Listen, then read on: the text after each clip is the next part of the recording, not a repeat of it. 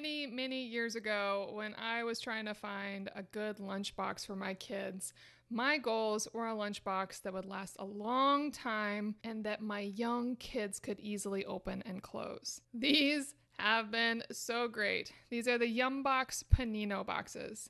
They're very easy to open. They have these silicone seals so nothing leaks between compartments. You can truly add wet ingredients into these compartments and they will stay, like a dip, anything like that. To clean it, you just pop out that center insert. It can go in the top of your dishwasher, whereas the outer case actually needs to be hand washed. Once it's clean, just pop it right back in, and there you go. You have a great lunchbox for your kid.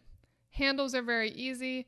My kids have been using these for about 5 years now, and they've still held up really well. They have little feet. This one's been damaged, still works great. They also come with a variety of inserts. You can get more inserts for them or just mix it up, whatever you like for your kid. Now, to organize them, you can easily just put a sandwich and some items on the side, but I like to use silicone muffin tins to better sort the food. My children love to eat a variety of things, so I'll usually fill these with a lot of different vegetables, maybe crackers, a protein, and it's just grown with my children.